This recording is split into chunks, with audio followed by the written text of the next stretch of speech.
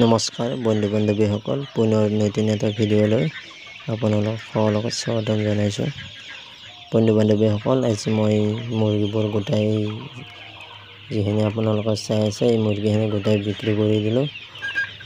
আৰু এই মুৰ্গীখিনি আজি বয়স ৭৫ দিন। ৭৫ দিনত কিমান দানা খালে, কিমান চাউল খালে আৰু কিমান টকা খৰচ হ'ল, গোটেইখিনি হিচাপ মই আজি আপোনালোকক দেখুৱাম। আৰু কিমান প্ৰফিট হ'ল সকলোবোৰ মই আজি আপোনালোকক জনাম। বন্ধু বান্ধৱীসকল, এই মুৰ্গীখিনি হৈছে অৰিজিনেল লোকেল মুৰ্গী আৰু ইহঁতৰ ওজন হৈছে 700, 800 আৰু 900। আৰু গড়াই হিচাপ কৰিলে এটা মুৰ্গীত 800কৈ ধৰিলে ইয়াত 50টা মুৰ্গী আছে। 50টা মুৰ্গীত প্ৰায় 40 কিলো। আৰু এই 50টা মুৰ্গীত মোৰ কিমান খৰচ হৈছিল আপোনালোকক জনাই আছোঁ। ৭৫ দিনত ইহঁতে মোৰ দানা খাইছিল প্ৰায় 70 কেজি। 70 কেজি দানাৰ দাম হৈছে 2800 টকা। 1 কিলো দানাৰ দাম 40 টকা। আৰু লাইট বিলৰ নামত গৈছিল মোৰ 500 টকা। আৰু মেডিচিনৰ নামত গৈছিল 500 টকা। আৰু মই ইহঁতক চাউল খুৱাইছিলোঁ। চাউল 50 কিলো খাইছে।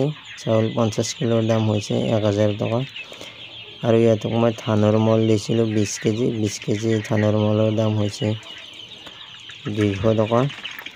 আৰু মই এই পোৱালিবোৰ কিনি অনা নাছিলোঁ, অৰ্থাৎ কণী কিনি আনিছিলোঁ। 80টা কণী কিনি আনিছিলোঁ। একযোৰ কণীৰ দাম 25 টকা, 80টাত 1000 টকা। আৰু মোৰ টোটেল খৰচ হৈছিল 6000 টকা। আৰু মই পোৱালি বিক্ৰী কৰি পালোঁ 40 কিলো মুৰ্গীৰ দাম 350 টকাকৈ 14,000 টকা। আৰু মোৰ প্ৰফিট হ'ল 8,000 টকা।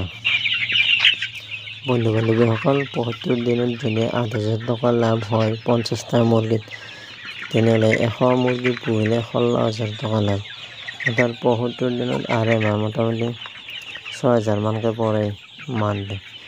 বন্ধু বান্ধৱীসকল, বেছি কষ্টও নাই, বেছি হেৰিও নাই, টেনশ্যনো নাই।